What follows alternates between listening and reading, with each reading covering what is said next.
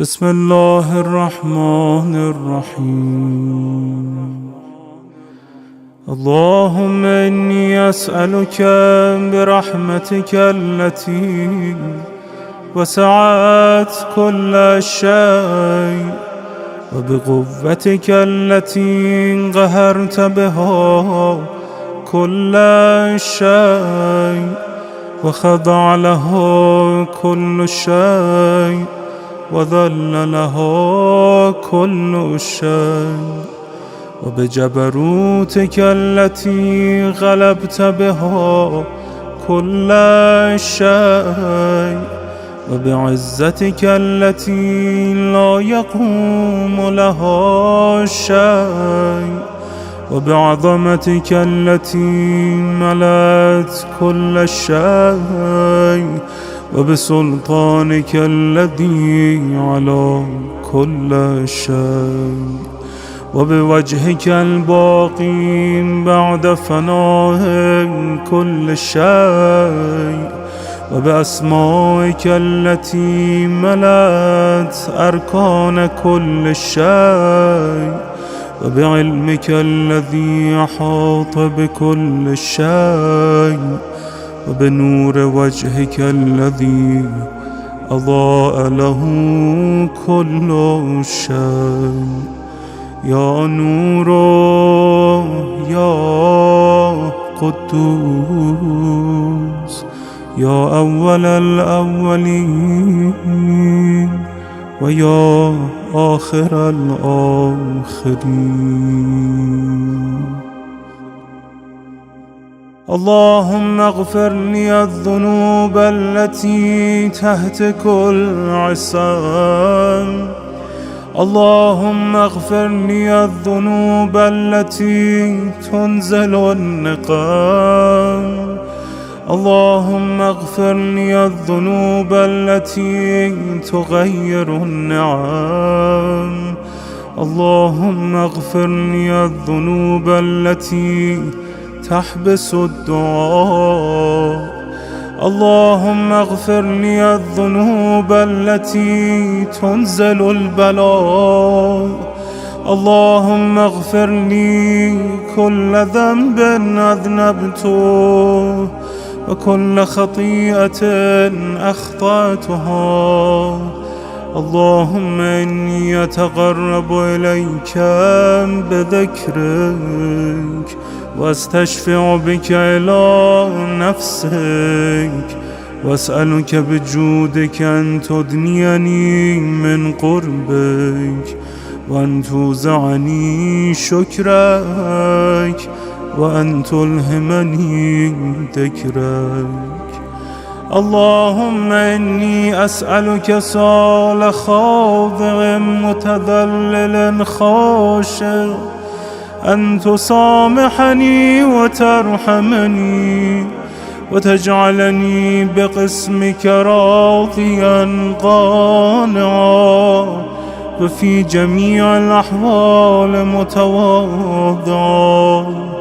اللهم وأسألك سؤال من اشتدت فاقته وانزل بك عند الشدائد حاجته وعظم فيما عندك رغبته. اللهم عظم سلطانك وعلى مكانك وخفي مكرك وظهر أمرك وغلب قهرك وجرت قدرتك ولا يمكن الفرار من حكومتك. اللهم لا أجد لذنوبي غافرا ولا لقبائحي ساترا ولا لشيء من عملي القبيح بالحسن مبدلا غيرك. لا إله إلا أنت سبحانك وبحمدك ظلمت نفسي وتجرأت بجهلي وسكنت إلى قديم ذكرك لي ومنك علي. اللهم مولاي كم من قبيح سترته، وكم من فادح من البلاء عقلته، وكم من عثار وقيته، وكم من مكروه دفعته، وكم من ثناء جميل لست أهلا له نشرته. اللهم عظم بلائي وافرط بي سوء حالي، وغسرت بي أعمالي، وقعدت بي أغلالي، وحبسني عن نفعي بعد أملي، وخدعتني الدنيا بغرورها، ونفسي بجنايتها ومطالي.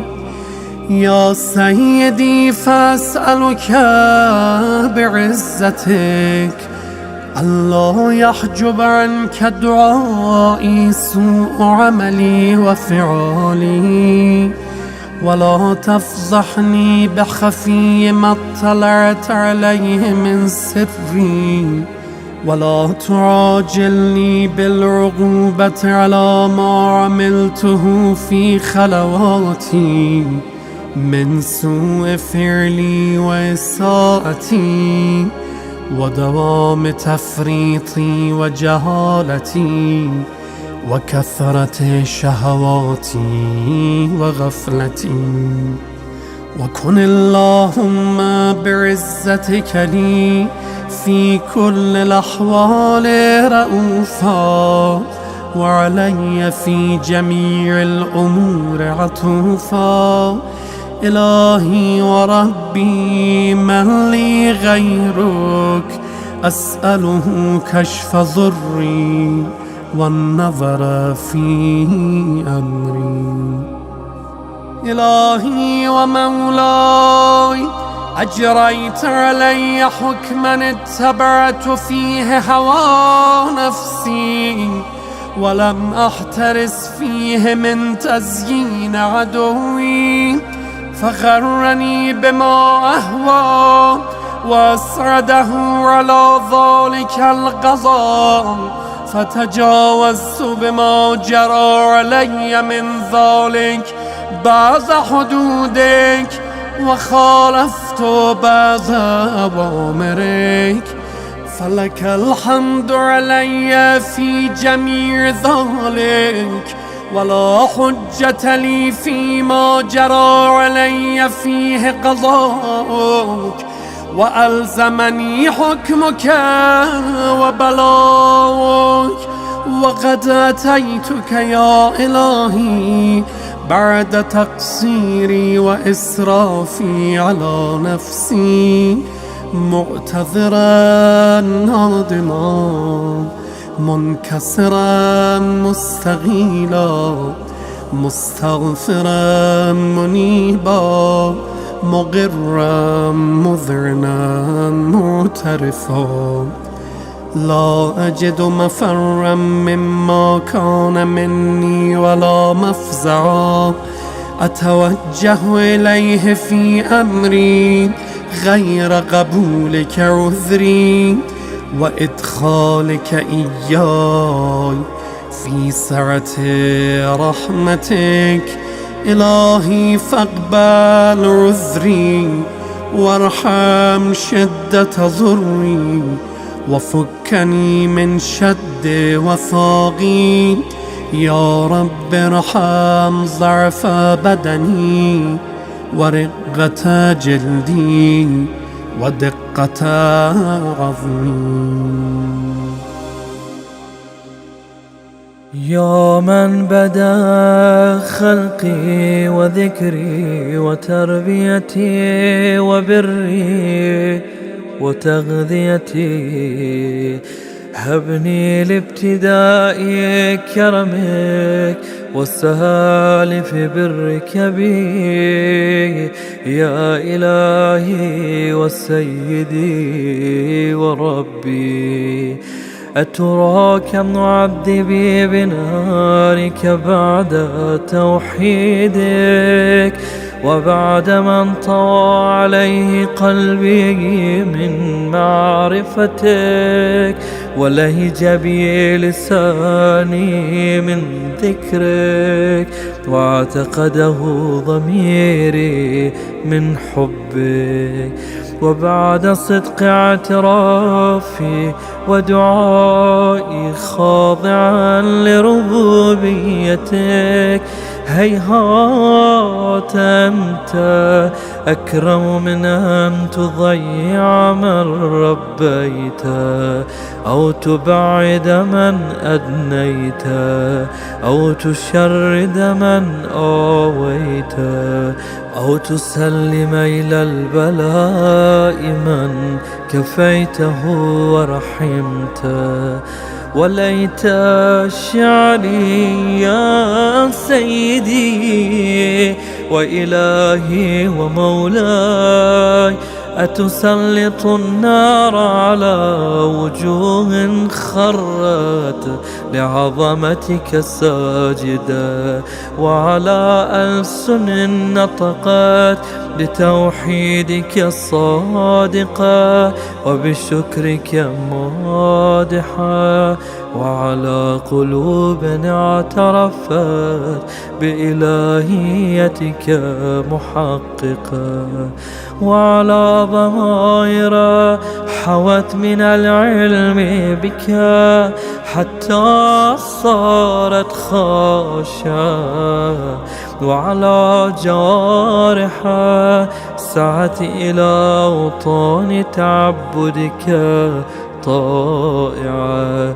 وأشارت باستغفارك مذعنة ما هكذا الظن بك ولو خبرنا بفضلك عنه يا كريم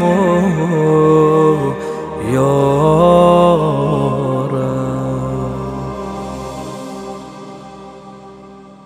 وأنت تعلم ضعفي عن قليل من بلاء الدنيا وعقوباتها وما يجري فيها من المكاره على أهلها على أن ذلك بلاء ومكروه قليل مكثور يسير بقاء قصير مدة.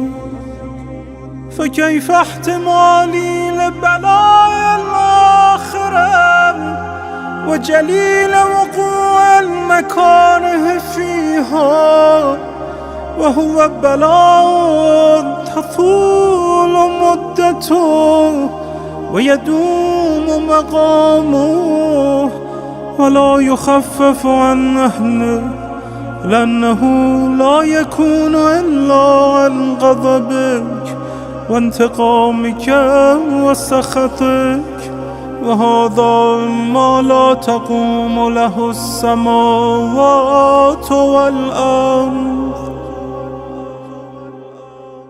يا سيدي فكيف بي وأنا عبدك الضعيف الذليل الحقير المسكين المستكين. يا إلهي وربي وسيدي ومولاي لأي الأمور إليك أشكو ولما منها ضج وأبكي لأليم العذاب والشدة أم لطول البلاء ومدته. فلئن صيرتني للعقوبات مع أعدائك وجمعت بيني وبين أهل بلائك، وفرقت بيني وبين أحبائك وأوليائك. فهبني يا إلهي وسيدي ومولاي وربي، صبرت على عذابك، فكيف أصبر على فراقك؟ وهبني، صبرت على حر نارك، فكيف أصبر عن النظر إلى كرامتك؟ أم كيف أسكن في النار ورجائي غفور؟ فبعزتك يا سيدي ومولاي أقسم صادقا، لئن تركتني ناطقا لأضجن إليك بين أهلها ضجيج العالمين، ولأصرخن إليك صراخ المستصرخين، ولأبكين عليك بكاء الفاقدين، ولأنادينك أين كنت يا ولي المؤمنين، يا غاية آمال العارفين، يا غياث المستغيثين، يا حبيب قلوب الصادقين، ويا إله العالمين.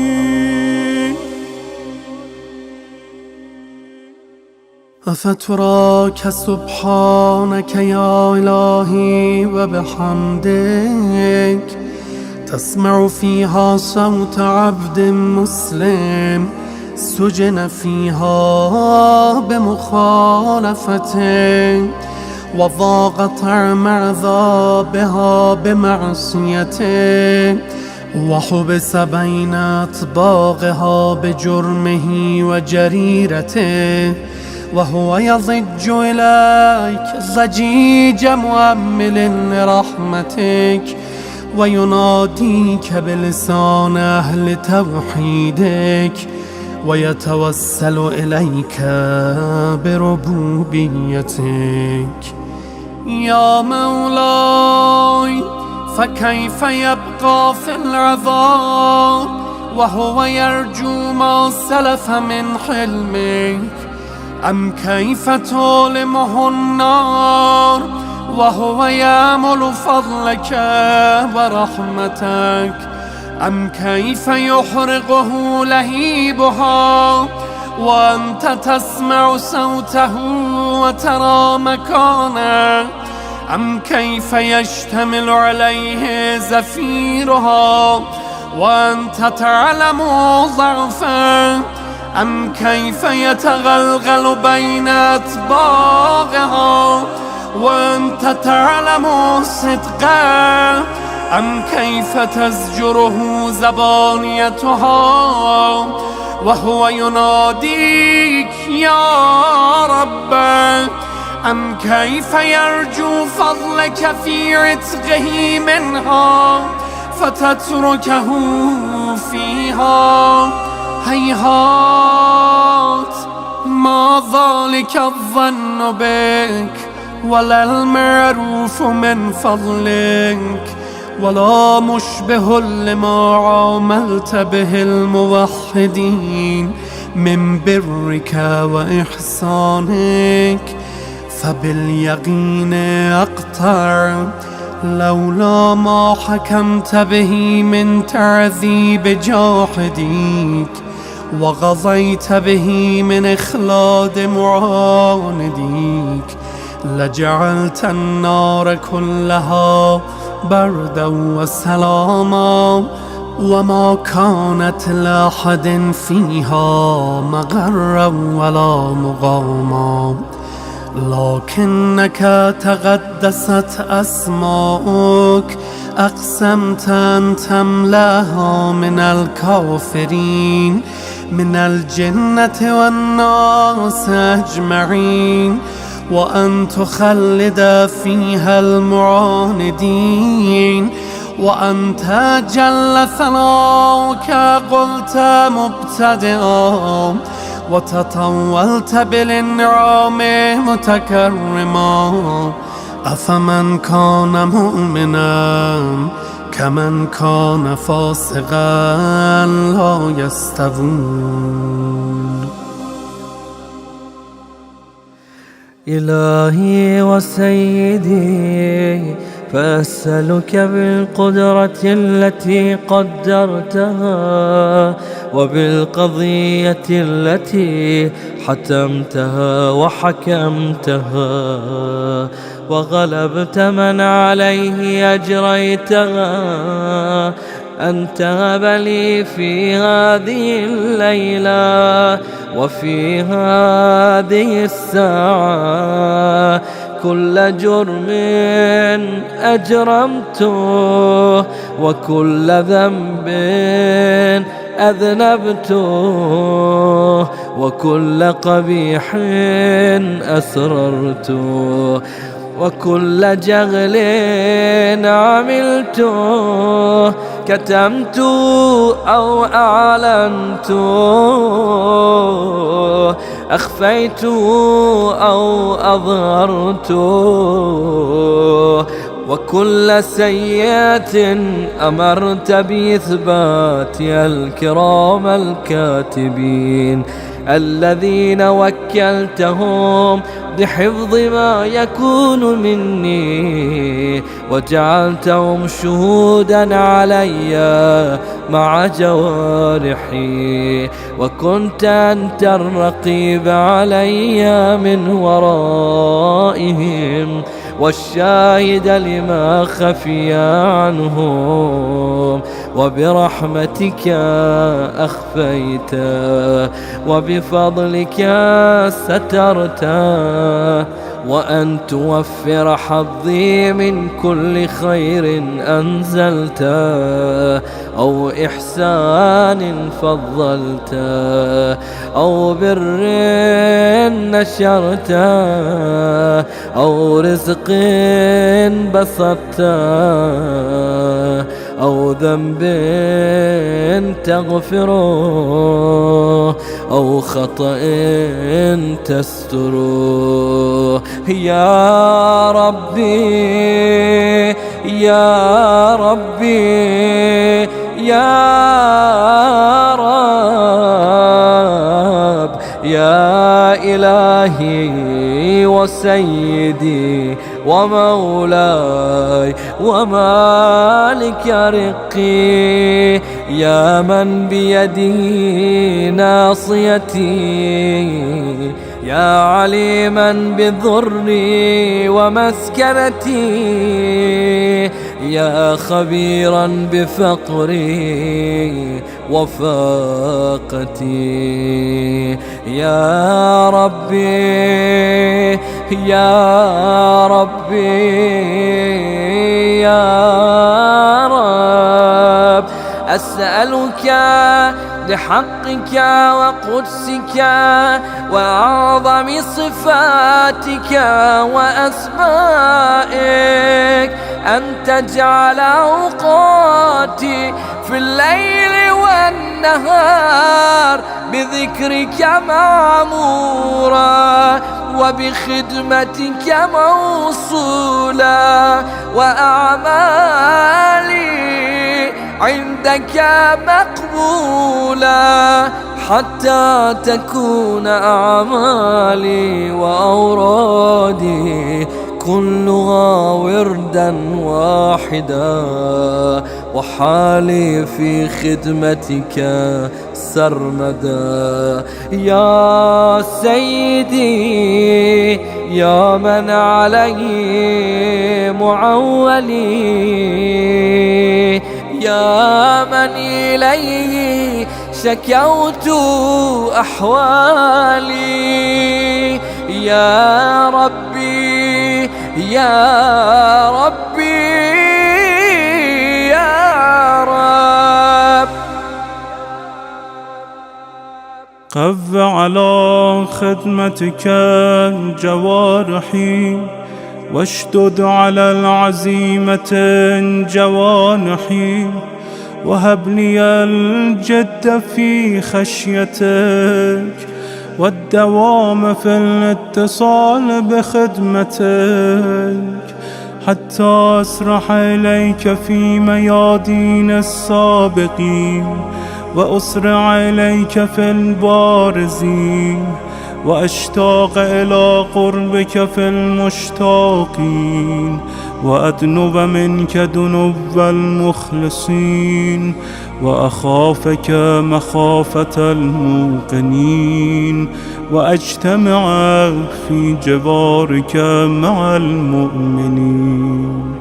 اللهم ومن أرادني بسوء فأرد ومن كادني فكد واجعلني من أحسن عبيدك نصيبا عندك واقربهم منزلة منك وخصهم زلفة لديك فإنه لا ينال ذلك إلا بفضلك. وجدني بجودك واعطف علي بمجدك واحفظني برحمتك واجعل لساني بذكرك لهجا وقلبي بحبك متيما ومن علي بحسن إجابتك وأقلني عثرتي واغفر زلتي فإنك قضيت على عبادك بعبادتك وأمرتهم بدعائك وضمنت لهم الإجابة فإليك يا رب نصبت وجهي وإليك يا رب مددت يدي فبعزتك استجب لي دعائي وبلغني مناي ولا تقطع من فضلك رجائي واكفني شر الجن والإنس من أعدائي.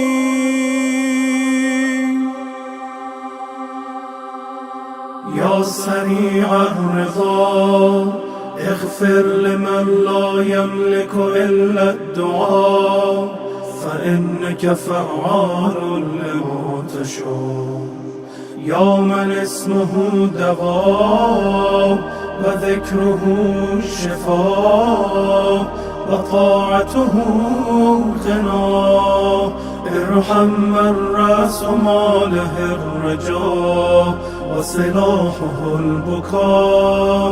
يا سابق النعم يا دافع النقم يا نور المستوحشين في الظلام يا عالما لا يعلم صل على محمد وآل محمد وافعل بما أنت أهله وصلى الله على رسوله والأئمة الميامين من آله وسلم تسليما كثيرا.